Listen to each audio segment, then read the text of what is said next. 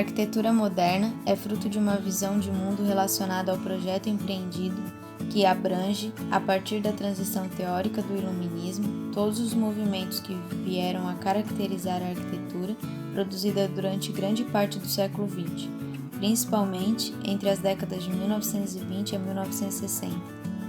O contexto histórico desse movimento tem como gênese a Revolução Industrial na Inglaterra, datado no século XVIII. Antes desse período, grande parte da sociedade residia basicamente no campo, tendo o artesanato como forma de trabalho.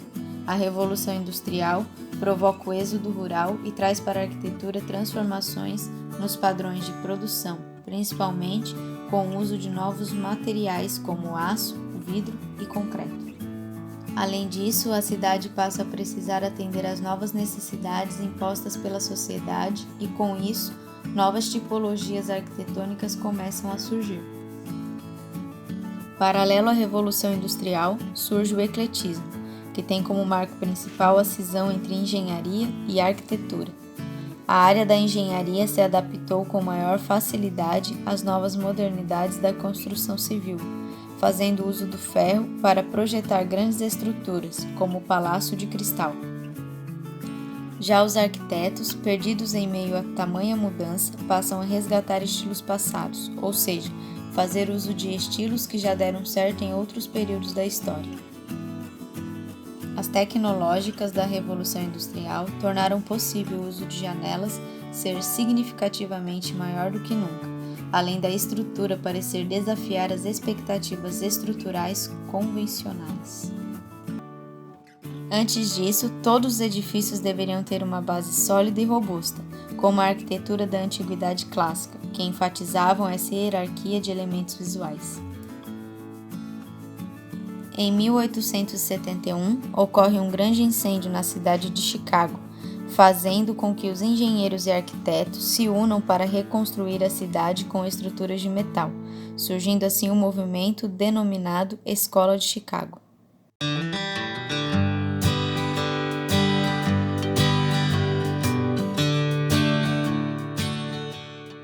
Foi neste movimento que surgiram as tipologias dos arranha-céus, sendo a verticalização possível apenas porque no mesmo período surgiram os elevadores.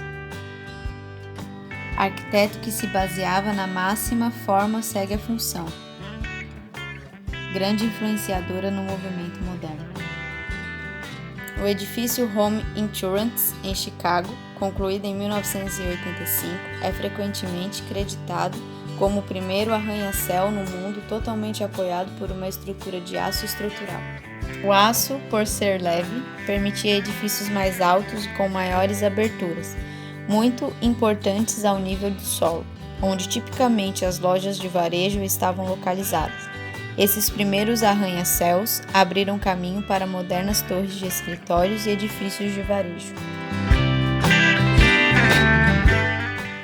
Nos anos que compreendem de 1914 a 1918, surge um dos principais momentos históricos mundiais, a Primeira Guerra Mundial. É nesse contexto de Primeira Guerra Mundial e entre guerras que surge o movimento moderno na arquitetura, com uma Europa totalmente devastada e destruída. O movimento moderno buscava o espírito da época, ou seja, a arquitetura transforma-se conforme ocorre a transformação da sociedade. Além disso, tinha como princípios básicos a busca por uma arquitetura universal com base na razão humana, deixando de lado o empirismo da época medieval. Novos meios de construção, baseados em materiais oriundos da Revolução Industrial, exigências da função com formas limpas, como prismas, retângulos e quadrados, e reflexão sobre a realidade atual. Do mesmo modo, pode-se estabelecer sua total relação com a era industrial, prezando pelo minimalismo e pela produção em massa, bem como a sua função como agente de transformação social e política, retornando ao princípio citado anteriormente de representar o espírito da época. Sendo assim, a beleza do mundo moderno correspondia à beleza da máquina, ou seja, máquinas da Revolução Industrial e o automóvel, buscando atender e criar novos modos de vida. O período moderno dividiu-se em duas importantes correntes arquitetônicas: o racionalismo, prezando pela função, economia e alta definição estrutural, empregados por arquitetos como Walter Gropius, Mies van der Rohe, Le Corbusier, e o organicismo, com morfologia orgânica, integrada à natureza com o uso de curvas, assimetrias e irregularidades, empregado principalmente por Frank e Alvar.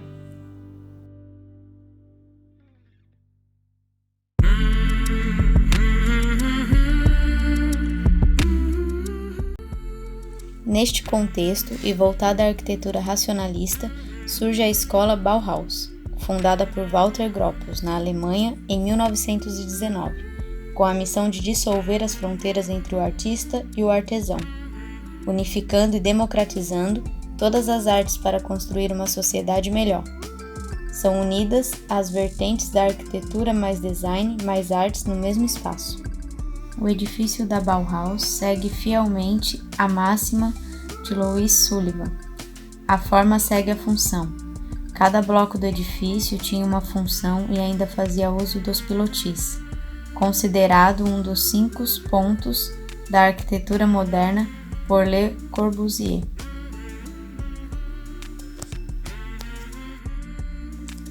Entre os arquitetos racionalistas, um dos principais nomes é Le Corbusier, prezando pela ordem, clareza, rigor e impessoalidade.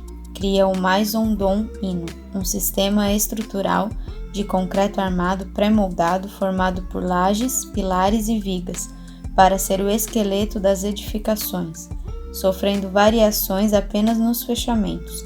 Segundo o arquiteto, a casa deveria ser uma máquina de morar prática e funcional, fazendo referência ao período da Revolução Industrial. O edifício central dos pensamentos de Le Corbusier é a Villa Savoie, de 1928, que traz os 5 pontos da arquitetura moderna. Primeiro, fachada livre. O elemento estrutural é recuado da parede, permitindo grandes rasgos de vidro. Segundo, janelas em fita, grandes extensões de vidro proporcionados pelas fachadas livres. Terceiro, planta livre de paredes, estando presentes apenas em áreas íntimas. Quarto, pilotis, edificação elevada do solo, permitindo a circulação livre. Quinto, terraço-jardim, recupera o solo ocupado pelo prédio, transferindo-o para cima do prédio na cobertura. Já no urbanismo, Le Corbusier acreditava que a cidade deveria ser totalmente setorizada e dividida em 4 funções: trabalhar, recrear, morar e locomover-se, ou seja, tem-se essas funções bem definidas porque existe o automóvel.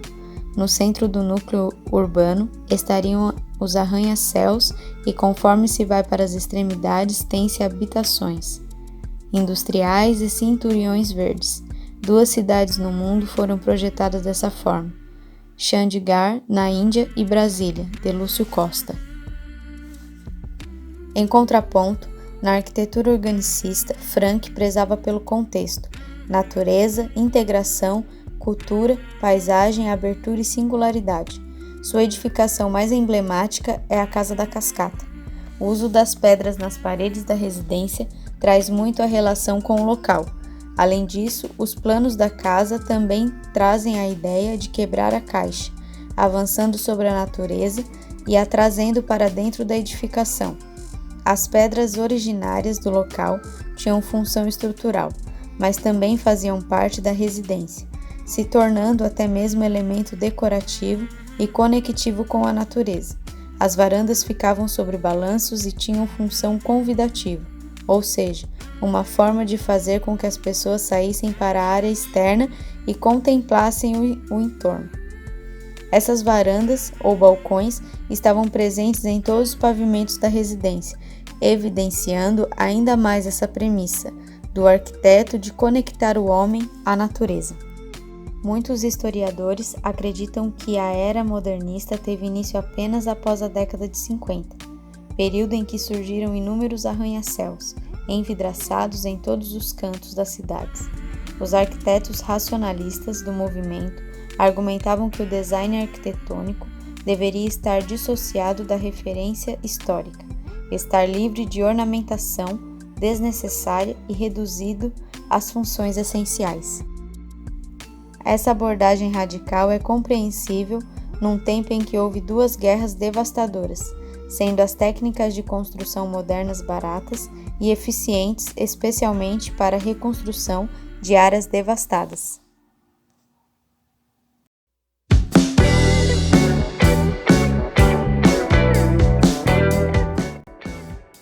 O movimento que deu origem à arquitetura moderna brasileira teve seu auge entre 1930 e 1950, trazendo enormes transformações na forma de pensar e fazer projetos arquitetônicos.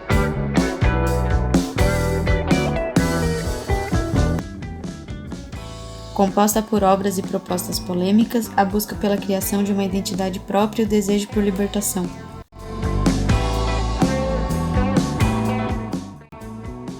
O antigo Ministério da Educação, edifício Gustavo Capanema, é considerado um dos símbolos da arquitetura moderna brasileira. O edifício foi projetado por Lúcio Costa com a consultoria de Le Corbusier, além da contribuição de outros grandes nomes como Oscar Niemeyer, Afonso Reig, Carlos Leão, Hernani Vasconcelos, Burle Marx, Jorge Machado Moreira e Portinari.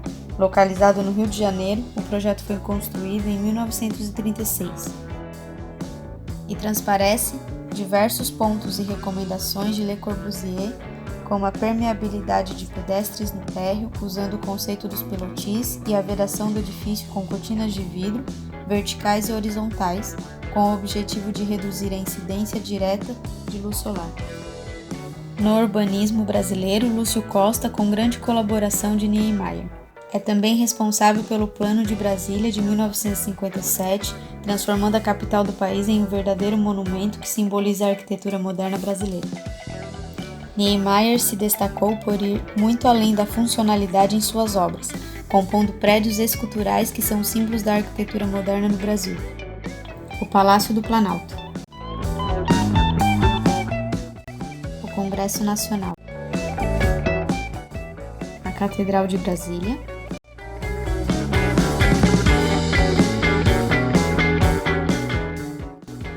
o Palácio Itamaraty e os edifícios residenciais e comerciais da nova capital foram projetados por Niemeyer em poucos meses.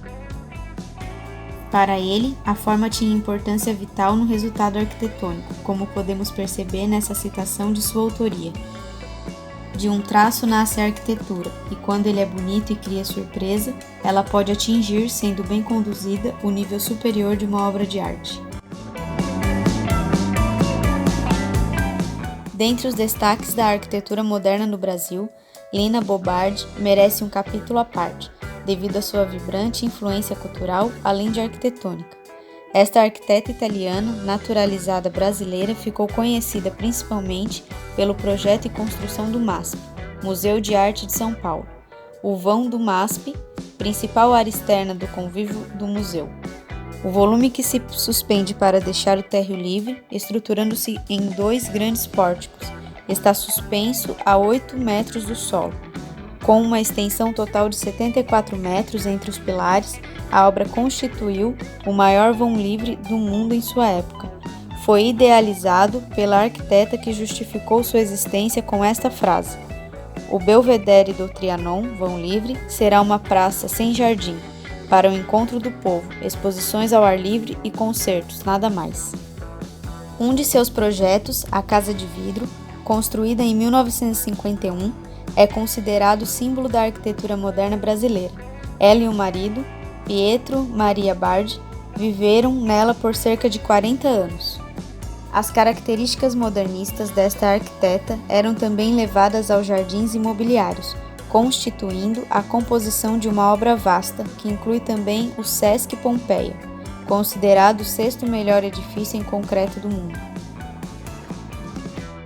A arquitetura moderna do Brasil é considerada um exemplo e vai muito além do que foi feito em Brasília, tendo se tornado uma tendência marcante na maneira de construir no Brasil, influenciando os projetos de diversos arquitetos pelo mundo até hoje.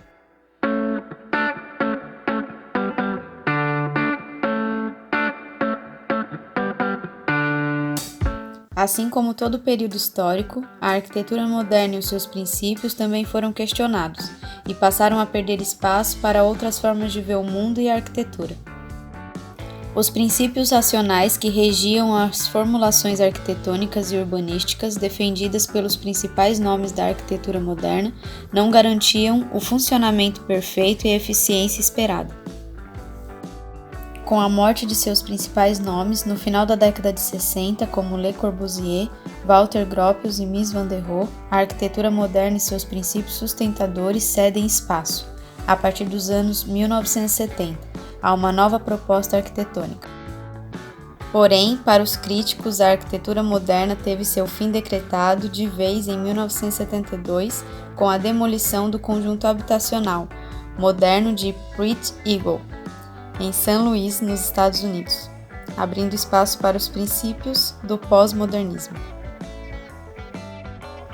E o que pensavam e defendiam os arquitetos engajados no pós-modernismo? Para eles, a arquitetura teria que superar a lógica estritamente industrial e científica dos modernistas, rompendo todo tipo de sistematizações e modelos pré-definidos.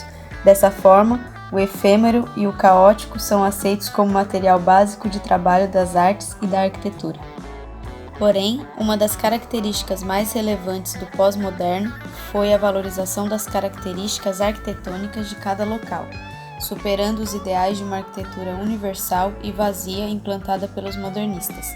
Em outras palavras, eles passaram a valorizar a arquitetura vernacular e tudo aquilo que é próprio de uma cultura.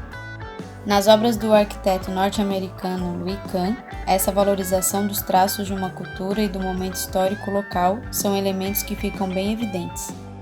De forma refinada, sua obra eleva a memória como a base da arquitetura, e essa evocação da memória resgata métodos compositivos, espacialidades e escalas, através de uma releitura da forma e da tipologia clássica. Kahn usa a memória histórica como estratégia operativa em sua atividade de projeto, definindo uma linguagem contemporânea baseada na dimensão atemporal e monumental da arquitetura.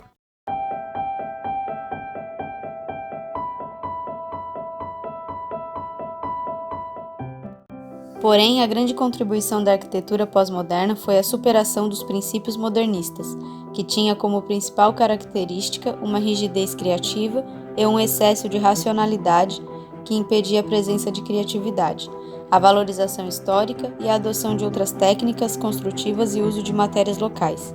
Dessa forma, graças ao pensamento pós-moderno, que a arquitetura pode dar espaço para a inovação e inserção da história e sentimento do próprio tempo, abrindo caminho para a arquitetura contemporânea que conhecemos hoje.